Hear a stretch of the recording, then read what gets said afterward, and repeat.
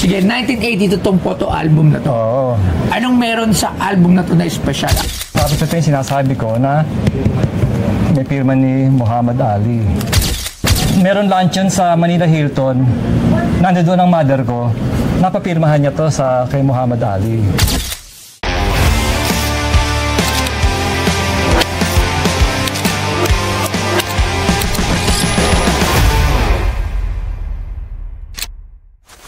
Okay. Magandang, wow. Tatay. Tay, magandang hapon po. Magandang hapon naman. Taga saan po si tatay? Ako po taga Obando ko. Obando po, Bulacan. Yes kaya po. Lang, 6 years na ako nasa Katipunan. Oh, basang-basa si tatay. Oo nga, nakamotor kasi ako eh. Tanggalin mo muna yung jacket mo, baka mabasa. Hoy, bigyan niya. Ang lakas kasi. Basa ba t-shirt mo? Basa ang t-shirt mo. Hindi, okay na siguro, natuyo na. Bigyan niya t-shirt nga si tatay. Baka magkasakit pa to, basisi pa tayo. Hindi, joke lang. Hindi, tanggalin mo muna tayo, basa. Bigyan niya t-shirt si tatay. I-out nyo na lang. Oo. I-out nyo. Kung may magkasakit pa si tatay. Basang-basa, lumusong pa sa... Dapat kasi, At saka, tinong nakatutok minessage niya ako alas 8 eh. Gabi. Hindi, kanina lang. Kanina lang. Tapos alas 10 daw ako bawa. Ay, pasensya na po tayo at hindi ko po alam yung scheduling at mga tao ko po ang namamahala Okay dyan. lang naman, okay lang naman. Ay, palit ka tayo ng damit para lang ako po ako si Basayan. At nakatutok Mahirap magkasakit. Ilang taon na po ba si tatay? 65 na. Oo, di ba? Ako po. O, sige. Ay, mag-hip hop ka muna tayo. Hip hop ka muna, total. Maganda ang iyong headgear. Geng-geng ka muna. Tubaw to, tubaw. Tubaw. Ano ba yung tubaw? Yung sa Mindanao na, di ba? Okay, alam ko na po. Ngayon, hip hop ka muna tayo. Sige. 65 na si tatay. Kasama ba si tatay? May kasama ba si tatay? May kasama kay tay? Wala. Taga-Ubando ako eh. Pero may kasama kayo ngayon. May kasama ako yung kaya lang ay pumasok eh. Anak niyo po? Oo. Maliit pa? Hindi. Nagmamotor. Actually, hindi ako din nagmumotor. Angkas ko lang siya. Oh, Hindi siya nagmumotor eh. ilang taon na? 25 na eh. Angkas mo pa siya. Oo eh. hindi Ba't siya baliktad? nagmumotor Eh, Kaya nga ako nag-rent ng condo sa may Katipunan kasi sa UP siya nag-aaral eh. Kaya graduate na siya last year pa. Graduate na siya last year. Ay, yung Rudy, yung mic sa jacket. geng-geng. Opo. Design yan, tay. Hip hop ka na, tay. Geng-geng. Asa na? Ay, ito na. Actually, artist din ako eh. Ang una ko sana in-offer dito, yung painting ko na, yung latest na painting ko. Yung kasi na-stroke ako eh, last year. So, nung nasa ospital ako, may pakuha ko sa anak ko na, Lapit po kayo, tay. Ipininta ko. Tapos, nabenta mo na. Hindi pa eh. Yun nga sana yung offer ko, kaya lang, parang yun yung pirma ni Ali yung... Sige po, tingnan natin kung ano yung pirma ni Ali. Ito, madala nyo. Yan, ano lang to. Ano yan? Sige, dito po kayo, tay. Ski mask ko lang yun. Sa pang motor mo. Motor. Lumusong pa kayo sa ulan. So, yung anak mo, lalaki, nag-aaral sa UP. Anong course? BS Math. Mathematician. Graduate na siya. Anong ginagawa pagka-graduate ng BS Math? Mathematician. Pwede pumasok sa mga kumpanya, pwede rin namang magturo. Oo, ganun yun. Ano pinapasok sa kumpanya? Sila, parang ng mga accountant. Parang ganun. Meron parang gano'n, BS Math, so kailangan magaling ka mag-math. Pero kadalasan kasi nag-improve yung mga nagana ng business. Actually, this album, parang inayos ko to. Lagyan natin ito dito tayo. Mga 1982, so kasi edad mo. Opo, alam nyo. Oo, paano nyo nalaman? Napapanood ko, sinasabi mo. Anong birthday ko? Ay, anong year ko? 1982. 81! 81 ba? 81 po, 81. Pero at least, di ba, alam ni tatay. Sige, ang galing. Okay po. Sige, 1982 tong photo album na to. Oo. Anong meron sa album na to na special? At pakita natin sa ating mga... sige, game. Tay. Ayan, mula nung baby ako. Baby ka, eto to. Oo, ako yan. 1982, paano Hindi, 1959 ako pinanganak eh. Kaya nga kaya ka nagulat ako. Yung album, inayos ko siya 1982. Wow, ikaw to. Oo, ako yan. Wow, 1950. 59 ako pinanganak eh. Taga saan po to? Sa Ubando. Wala pa talaga masyadong mga bahay niyan, no? Kasi nga darating to ni Daddy, siguro matanda si Daddy dito ng mga 5 years. Kompleto yan, mula grade 1. Nagsasagala ka pa. Oo. Uso pa talaga dati sagala, no? Oo. Hindi lang pitch. Ang galing naman, nakumpleto mo itong mga Grade 1 picture. hanggang high school. Saan ka dito? Ito ka tatay. Oh, yan ako. Family reunion niya, kumakanta ako dyan. Wow, dahil palang talent tayo, ha? Ito nung high school na. Mm. Tapos ito yung sinasabi ko na may pirma ni Muhammad Ali. Alin? Ito yung graduation picture ko eh. Kasi nung 3 in Manila, nung naglaban si Ali sa kasi 1975. 1975 po, tama. Ang galing po ni tatay. 1975. Yes po. Meron luncheon sa Manila Hilton. Nandoon ang mother ko. Napapirmahan niya to sa kay Muhammad Ali.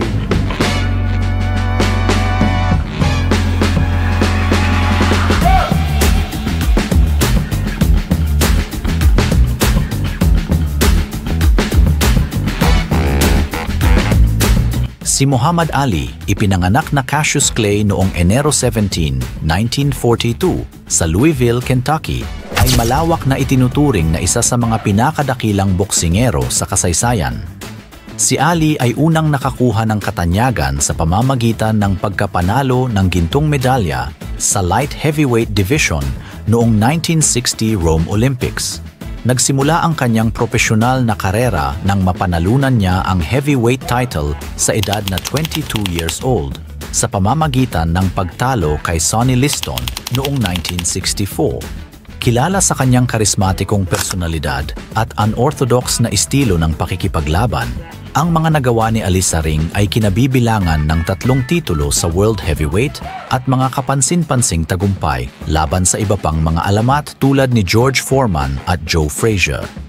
Higit pa sa kanyang tagumpay sa pagiging atleta, si Ali ay isang makabuluhang cultural at political figure dahil sa paglaban niya sa racial discrimination noong 1964. Nagbalik loob siya sa Islam at pinalitan ang kanyang pangalan ng Muhammad Ali.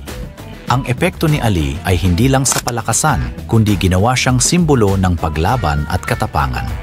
Siya ay ginawaran ng Presidential Medal of Freedom noong 2005 at nananatiling isang matibay na icon ng parehong athletic excellence at social activism.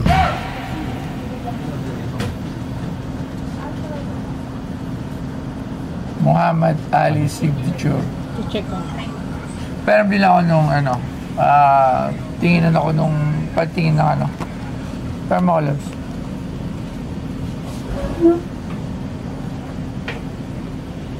Okay. So magkano naman nyo ito binibenta? Alam nyo ba na ang Cellboy ay isa sa pinaka-top distributor ng cellphone sa buong Pilipinas? At alam nyo ba na since 2009, meron na silang 50 branches nationwide. Kaya makakasigurado ka dito na legit at quality ang kanilang mga produkto. Katulad nito, bagong-bagong labas ng Oppo A60. Tingnan nyo, hindi nyo ito basta-basta masisira. O diba, tingnan nyo, ang tibay. Kaya kung bibili kayo ng gadgets, wala kayong ibang pupuntahan kundi dito lang sa Cellboy. Si Toy Tumamen, geng-geng. 2M. 2M. Sa firma ni Muhammad Ali. Oo, kasi international siya, di ba? Tapos patay na siya, di ba? Pero po, usually sir, may mga firma si Ali na nasusold sa eBay around mga 10,000, 20,000. Ako hindi ko alam eh. So, ano ko lang yun? Opo, wala naman pa problema dun. Pero kasi gusto ko makita lang kung... Kailangan siguro i-authenticate pa yan, di ba? Okay lang ako kumuha ng picture? Opo, pwede lang po. Ako lang. Meron mga binibenta sa... Pag may mga kuha. Puro lang direkte lang. Nasa... Hindi, gusto ko lang. Gusto ko makita yung signature mismo. Meron. Ipatingin ako. Sa pagtingin ko, maayos naman yung signature. Hindi siya fake na or yung... Kasi when you're copying a signature, kunyari hindi ka po talaga... Hindi ikaw yung pumirma. Kunyari po, ginaya mo lang, makikita mo yung stroke eh. Nagkakaroon siya ng putol-putol. At dito sa yung dinala, ay nakita ko na wala siyang sign na fake signature. Alright, so compare natin, tingnan ko lang. Ito, meron nagbibenta ng mga signature ni Muhammad Ali. Nasa 10 to... Mas parang pareho din yan. Ngayon nga, okay. So, titignan natin. Yung A pala niya parang O, no? Ay, pareho nga rin, ah. Yes.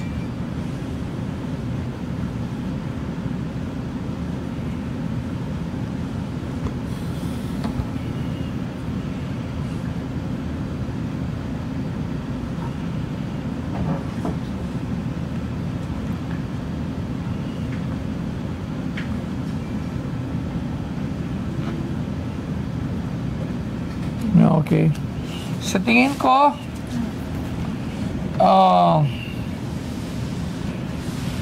ko, legit na pirma ni Muhammad Ali.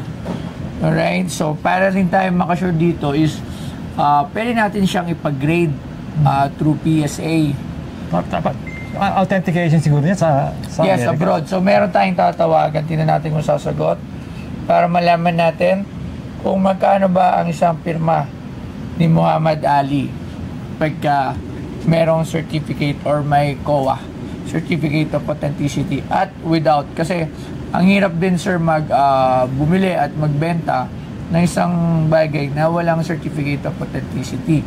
Kasi it will be, lagi na siyang parang may benefit of the doubt na tulad ako, sir, ngayon, syempre, hindi ko naman pwedeng pagkatiwala agad na okay, nagdala po kayo sa akin ng pirmado ni Muhammad Ali. Tinignan ko ng on my own eyes without any certificate of authenticity. There is a chance pa rin na pwedeng nagkamali ako. Hindi po kayo, pwedeng ako na mismo na kasi kung ang alam nyo to, sinabi ganun-ganon, tapos pwede naman nagkamali or pwedeng sinalin lang yung istorya, pero sabi mo nga na doon kayo mismo, graduation. Hindi ako, mother mo. Mother ko. So, syempre, walang provenance, walang proof. Wala pa naman kasing FB noon, di ba? Yes, 1975. Wala ring pictures. Okay. Wala din pictures. So, yung mga ganitong bagay, kailangan ito ng provenance. Kailangan authentication nga ang kailangan niya. Yes, oo. So, authenticate, pwede natin ito authenticate kay Sir Arman, kay Sir El Rey. Meron tayong mga tao para makapagpa-authenticate nito. At tapos, doon na tayo magbabase sa mga signature. Sa eBay, ang signature ni Muhammad Ali ranging from $200 to $800, mga ganon. Yung mga bagay na hindi niya gamit. Okay, so katulad nito, hindi niya to gamit. Pinapirma mo sa kanya, ganon yung ranging niya. So, nasa 200 to 800. Pero pag mga gamit ni Muhammad Ali or game worn, yun na papasok. Yun na ang milyonan, di ba? So, ganito lang yan, sir. Kasi kung bibilin ko to sa ngayon without the certificate, sir, siguro baka sakali ako dito for 10,000 pesos without the certificate. Pero kung gusto nyo po na ipa-authenticate natin to, we could help you. Meron po tayong mga tamang tao para dito at para mapa-authenticate, then siya mo siya ibalik. So, pwedeng contact mo siya, ibibigay ko sa inyo yung number. Ganun na nga siguro. Kasi para baka mas malay mo kung ma-authenticate siya tapos ma-pressure natin ng mga $800 to $1,000, edi 50,000 plus din yun. Instead of buying it na 10,000. Kasi pag binili ko ito ng 10,000, ako magpapagrade niyan, susugalan ko, papadala ko sa Amerika, ngayon nasa akin na siya. So, kung jackpot ako, mabenta ko ng 50 o 60,000, ditubo ako ng konti, ako itutubo. So, 10,000. So, pero syempre, what if hindi pala siya legit, talo na yung 10,000 ko. So, ganun yan. So, pwede naman din kayo, iano ko sa yung contact natin dito sa mga nagpi-PSA para magawa natin na mas magandang presyuhan tong Muhammad Ali mo. Sa tingin mo, sir, ano pong gusto niyo? Palagi ko, ganun nga, maganda. Kaya lang, may bayad yun? Mura lang yan, pati 3,000 pesos. Pwede ko naman i-shoulder pa, mga ganun, kung papadala natin. Antayin ko lang si El Rey card. Si El Rey, kasi si El Rey, natin ko din yung ship back niya yung sa sombrero o sa ama. So, yung sinasabi, so, inatay ko din yung ship back niya, tapos ipapadala natin yan doon. Siyempre, mas alam mo yan. Pwede kasi ako, kaya ko siya bilhin ng 10,000. Hanggang doon lang, kumbaga, susugal ako, manalo matalo, kunyari, hindi siya legit, 10,000, hindi na masama. Kumbaga, nagbaka sakali kasi baka kumita ng mas malaki. Diba? So, kayo din. Kumbaga, kayo din, Kasi pwede nga siya, nakita ko sa eBay, maganda yung bentahan ng pirma ni Muhammad Ali, ranging from $200 to $800. So, may value, di ba?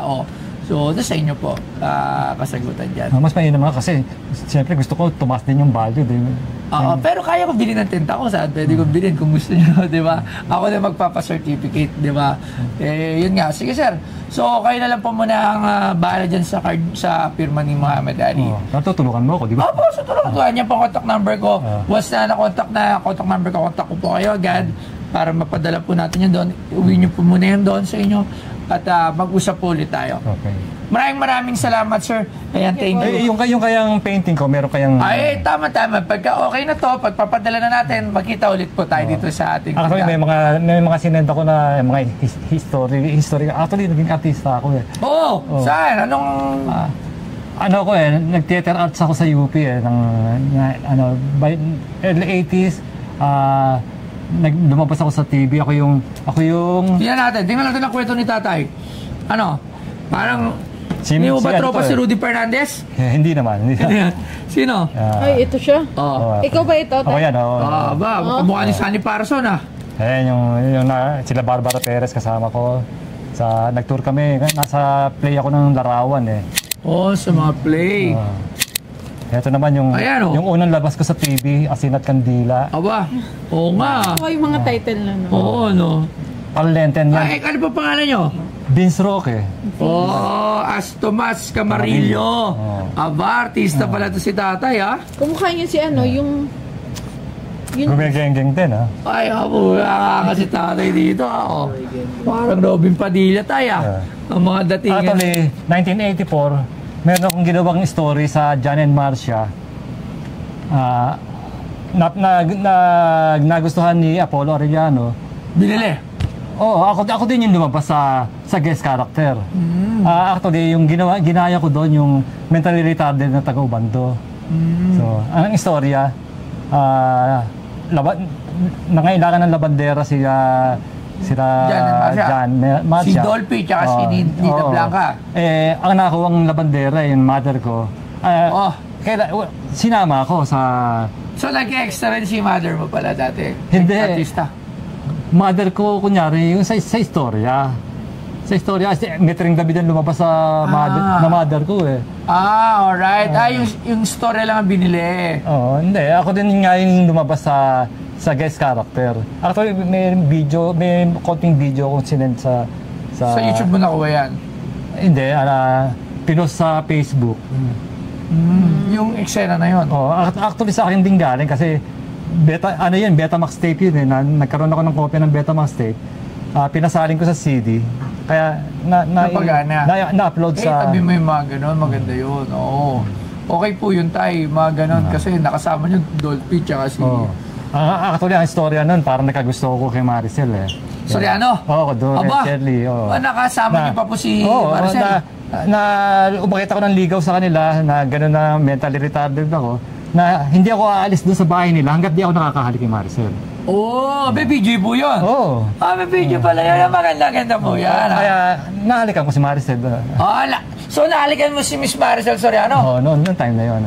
Diamond Star yun? 1984 yun, 1984. Hindi napakaganda pa ni Miss Maricel Soriano. Uy, maganda pa rin naman si Miss Maricel. Pero nung makasagsagan na yung mga panahon yun, yung mga binibuild si Diamond Star Maricel Soriano yun. Isa yun sa mga, di ba?